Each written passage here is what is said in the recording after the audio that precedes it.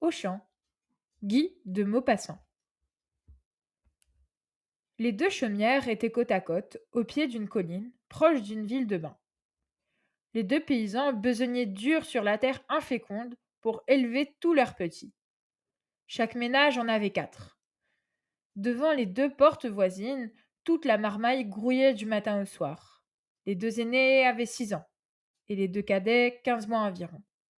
Les mariages et ensuite les naissances s'étaient produits à peu près simultanément dans l'une et l'autre maison. Les deux mères distinguaient à peine leurs produits dans leur tas, et les deux pères confondaient tout à fait. Les minons dansaient dans leur tête, se mêlaient sans cesse, et quand il fallait en appeler un, les hommes souvent en criaient trois avant d'arriver au véritable. La première des deux demeures, en venant de la station d'eau de Rolleport, était occupée par les Tuvache, qui avaient 3 filles et un garçon. L'autre masure abritait les Valins, qui avaient une fille et 3 garçons. Tout cela vivait péniblement de soupe, de pommes de terre et de grand air. À 7 heures le matin, puis à midi, puis à 6 heures le soir, les ménagères réunissaient leurs mioches pour donner la pâtée, comme des gardeurs d'oies assemblent les bêtes. Les enfants étaient assis, par rang d'âge, devant la table en bois, vernie par 50 ans d'usage. Le dernier moutard avait à peine la bouche au niveau de la planche. On posait devant eux l'assiette creuse, plein de pain mouli dans l'eau, où avaient cuit les pommes de terre, un demi-chou et 3 oignons. Et toute la lignée mangeait jusqu'à plus faim. La mère empâtait elle-même le petit. Un peu de viande au pot-au-feu, le dimanche était une fête pour tous, et le père, ce jour-là, s'attardait au repas en répétant Je m'y ferai bien tous les jours. Par un après-midi du mois d'août, une légère voiture s'arrêta brusquement devant les deux chaumières.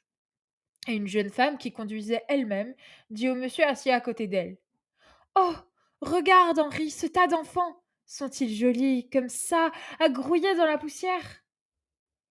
L'homme ne répondit rien, accoutumé à ces admirations qui étaient une douleur et presque un reproche pour lui. La femme reprit. Il faut que je les embrasse. Oh, comme je voudrais en avoir un, celui-là, le tout petit. Et sautant dans la voiture, elle courut aux enfants, prit un des deux derniers, celui des tuvaches, et l'enlevant dans ses bras, elle le baisa passionnément sur les joues sales, sur ses cheveux blonds frisés et pommadés de terre, sur ses menottes qu'il agitait pour se débarrasser des caresses ennuyeuses. Puis, elle remonta dans sa voiture et partit au grand trot.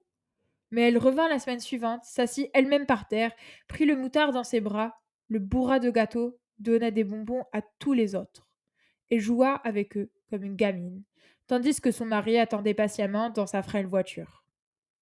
Elle revint encore, fit connaissance avec les parents, reparut tous les jours, les poches pleines de friandises et de sous. Elle s'appelait Madame Henri Dubière. Un matin, en arrivant, son mari descendit avec elle. Et sans s'arrêter aux mioches, qui la connaissaient bien maintenant, elle pénétra dans la demeure des paysans. Ils étaient là, en train de fendre du bois pour la soupe. Ils se redressèrent, tout surpris, donnèrent des chaises et attendirent. Alors la femme, d'une voix entrecoupée, tremblante, commença. Mes braves gens, je viens vous trouver parce que je voudrais bien emmener avec moi votre petit garçon. Les campagnards, stupéfaits et sans idée, ne répondirent pas. Elle reprit haleine et continua. Nous n'avons pas d'enfant. Nous sommes seuls, mon mari et moi. Nous le garderions. Voulez-vous? La paysanne commença à comprendre. Elle demanda. Vous voulez prendre mon Charlot? Eh bien non, pour sûr. Alors madame Dubière intervint. Ma femme s'est mal expliquée. Nous voulons l'adopter. Mais il reviendra vous voir. S'il tourne bien, comme tout porte à le croire, il sera notre héritier. Si nous avions par hasard des enfants, il partagerait également avec eux. Mais s'il ne répondait pas à nos soins, nous lui donnerions à sa majorité une somme de 20 000 francs qui sera immédiatement dépensée au son nom chez un notaire. Et comme on a aussi pensé à vous, on vous servira jusqu'à votre mort une rente de 100 francs par mois. Avez-vous bien compris? La fermière s'était levée toute furieuse. Vous voulez que je vous vendions mon Charlot? Ah, mais non, c'est pas des choses qu'on demande à une mère, ça. Ah, mais non, ce serait abomination. L'homme ne disait rien, grave et réfléchi, mais il approuvait sa femme d'un mouvement continuel de la tête. Madame Dubière, éperdue, se mit à pleurer et se tournant vers son mari avec une voix pleine de sanglots, une voix d'enfant dont tous les désirs ordinaires sont satisfaits, elle balbutia. Ils ne veulent pas, Henri, ils ne veulent pas. Alors ils firent une dernière tentative. Mais mes amis, songez à l'avenir de votre enfant, à son bonheur, à... La paysanne, exaspérée, lui coupa la parole. C'est tout vu, c'est tout entendu, c'est tout réfléchi. Allez-vous-en. Et pis, que je vous revois pas par ici. C'est y permis de vouloir prendre un enfant comme ça. Alors madame Dubière, en sortant, s'avisa qu'ils étaient deux tout petits. Et elle demanda, à travers ses larmes, avec une ténacité de femme volontaire et gâtée, qui ne veut jamais attendre. Mais l'autre petit n'est pas à vous? Le père Tuvache répondit. Non, c'est au voisin. Vous pouvez y aller si vous voulez. Et il rentra dans sa maison, où retentissait la voix indignée de sa femme. Les Valins étaient à table, en train de manger avec lenteur des tranches de pain qu'ils frottaient parcimonieusement avec un peu de beurre piqué au couteau dans une assiette entre deux. Madame Dubière, Monsieur Dubière, recommença ses propositions, mais avec plus d'insinuation, de précaution oratoire, d'astuce. Les deux ruraux hochaient la tête en signe de refus, mais quand ils apprirent qu'ils auraient 100 francs par mois, ils se considérèrent, se consultant de l'œil très ébranlé. Ils gardèrent longtemps le silence, torturés et hésitants. La femme enfin demanda. Qu'est-ce que t'en dis, l'homme? Il prononça d'un ton sentencieux. Je dis que c'est point méprisable.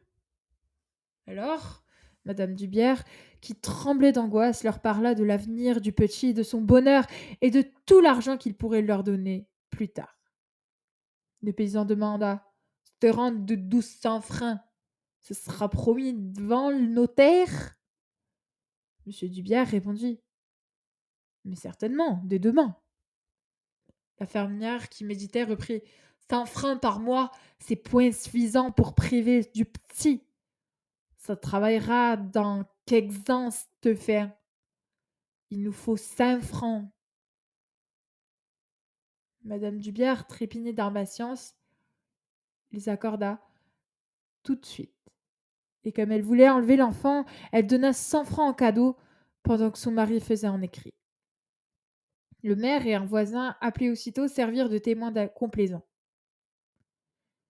Et la jeune femme, radieuse, emportant le marmot hurlant, comme on emporte un bibelot désiré d'un magasin.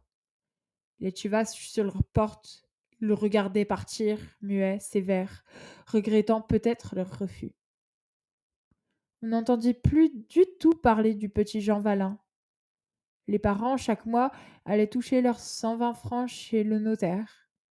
Et ils étaient fâchés avec leurs voisins parce que la mère Tuvache les agonisait d'ignominie, répétant sans cesse de porte en porte qu'il fallait être dénaturé pour vendre son enfant, que c'était un honneur, une saleté, une corromperie.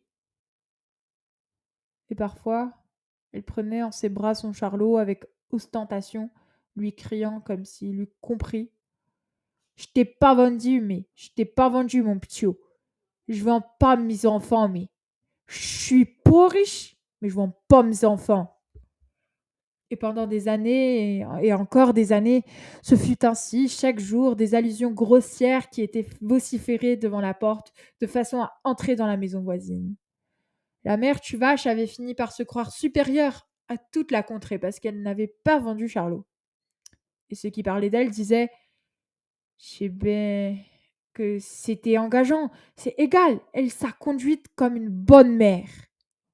On la citait, et Charlot, qui prenait 18 ans, élevé dans cette idée qu'on lui répétait sans répit, se jugeait lui-même supérieur à ses camarades, parce qu'on ne l'avait pas vendu. Les Valins vivotaient à leur aise grâce à la pension. La fureur inapaisable des tuvages restait misérable venait de là. Leur fils aîné partit au service, le second mourut. Charlot resta seul, à peiner avec le vieux père pour nourrir la mère et deux autres sœurs cadettes qu'il avait. Il prenait 20 ans et quand, un matin, une brillante voiture s'arrêta devant les deux chaumières. Un jeune monsieur avec une chaîne de montre en or descendit, donna la main à une vieille dame aux cheveux blancs. La vieille dame lui dit: C'est là mon enfant, à la seconde maison. Et il entra comme chez lui dans la masure des Valins. La vieille mère lavait ses tabliers.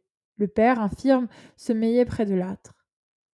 Tous deux levèrent la tête et le jeune homme dit: Bonjour, papa. Bonjour, maman. Ils se dressèrent effarés. La paysanne laissa tomber des mois son savon dans son eau et balbutia: C'est ité, mon enfant.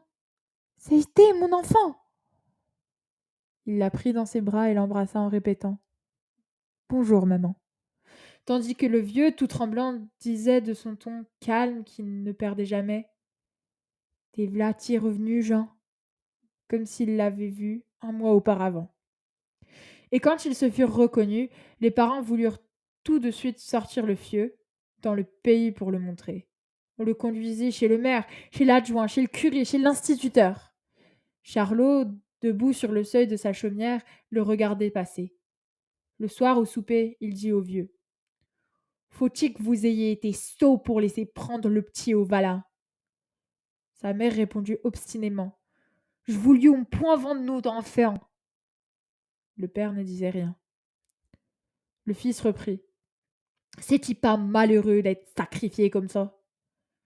Alors le père Tuvache articula d'un ton coléreux: Vas-tu pas nous reprocher de t'avoir gardé?